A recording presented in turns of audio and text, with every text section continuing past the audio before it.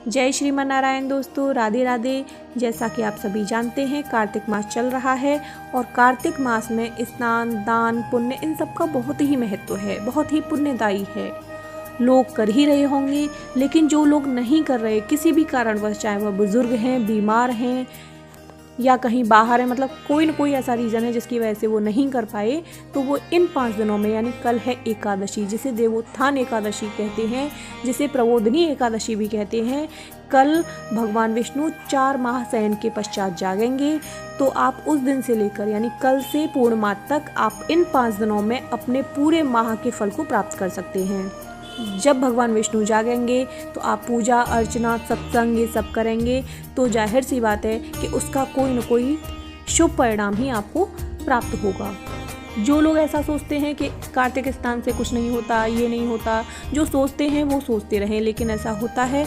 जिसको कृष्ण भक्ति पानी है, भगवान विष्णु की भक्ति पानी है, उसके लिए ये करना आवश्यक है। गोपियों ने भी कार्तिक स्नान किया था और कार्तिक मास की पूर्णिमा को ही उन्हें कान्हा की प्राप्ति हुई थी। तो देख लेते हैं कि वो कौन से नियम हैं जिनको पालन करने से आपको पूरे माह के फल की प्राप्ति हो सकती है। तो दोस्तों, सबसे पहले आप ब्रह्म मुहूर्त में जाकर स्नान करें। स्नान करने का समय 3 से 5 बताया गया है, यानी कि कार्तिक मास के जो स्नान है वह 5 बजे के बाद नहीं माना जाता। 5 बजे के बाद का समय कार्तिक स्नान का नहीं माना जाता, तो आप 5 बजे से पहले कार्तिक स्नान कर लें। स्नान करने के लिए सबसे पहले गंगा जल डालें। गंगा जल में तब जल डालें नहाने के लिए, तब वह गंगा जल के समान पवित्र हो जाता है। लेकिन आप करते क्या है, पहले आप जल भर लेते हैं और भरने के बाद उसमें थोड़ा सा गंगा जल डालते हैं, जिसका कोई अर्थ नहीं रह जाता। तो सबसे पहले आप क्या करेंगे, पहले गंगा जल डालेंगे और उसके बाद उसमें जल भरेंगे, तब आप उस जल से स्नान करेंगे, भगवान विष्णु का ध्यान करेंगे। घर के मंदिर में यानी पूजा के स्थान पर बैठकर संकल्प लेंगे कि आप ये व्रत कर रहे हैं या आप कार्तिक स्नान कर रहे हैं।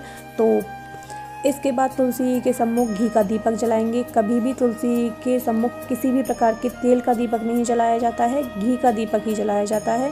तो आप तुलसी के सम्मुख घी का दीपक जलाएंगे, तुलसी की परिक्रमा लगाएंगे। तुलसी की परिक्रमा अगर आप तुलसी के पत्तों से लगाते हैं तो वह सर्वोत्तम है। उसके लिए आप आज ही तुलसी के पत्ते तोड़ लें, क्योंकि कल एकादशी है और एकादशी को तुलसी को स्पर्श नहीं करते। आप उन्हें जल चढ़ा सकते हैं, दीपदान कर सकते हैं। तुलसी की परिक्रमा आप अपनी श्रद्धा के अनुसार 11, 21 या 108 लगा सकते हैं। परिक्रमा लगाते समय आप तुलसी के भजन गा सकते हैं, हरे राम हरे कृष्ण इस तरह से गा सकते हैं, या ओम नमो भगवते वासुदेवाय द्वादशाक्षर मंत्र का जाप कर सकते हैं।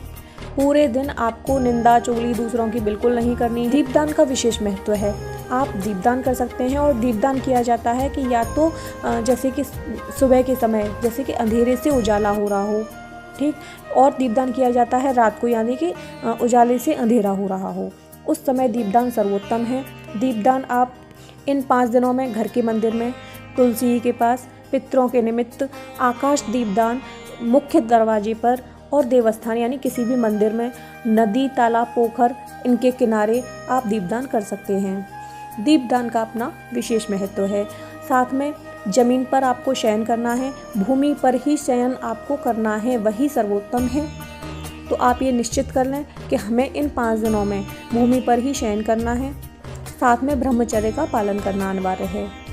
अगर आप लहसुन प्याज खाते हैं तो इन 5 दिनों इनका त्याग कर दीजिए। इन 5 दिनों में आपको लहसुन प्याज का सेवन बिल्कुल नहीं करना है। साथ में जो मिट्टी के दीपक हैं वह मंगल का सूचक हैं, लेकिन जो आटे का दीपक होता है वह किसी विशेष मनोकामना की पूर्ति के लिए होता है। अगर आपकी कोई विशेष मनोकामना है तो आप आटे का दीपक बनाएं और उसमें पीली बाती डालकर घी का दीपक आप तुलसी के सम्मुख जलाएं, वो भी दोनों समय, यानी कि सुबह और शाम। आप एक समय निर्धारित कर लें, यानी कि सुबह 6 बजे और शाम को 6 बजे, या सुबह 5:30 या शाम को 5:30, इस तरह से एक ही समय निर्धारित करें। उस समय आप तुलसी के सम्मुख दीपक जलाएं आटे का, किसी विशेष मनोकामना की पूर्ति हेतु। तो इस तरह से आप पूरे कार्तिक मास का फल इन 5 दिनों में पा सकते हैं। अगर आपको हमारी ये जानकारी पसंद आई हो तो प्लीज़ हमारे चैनल को सब्सक्राइब कर वीडियो को लाइक अवश्य करें। धन्यवाद।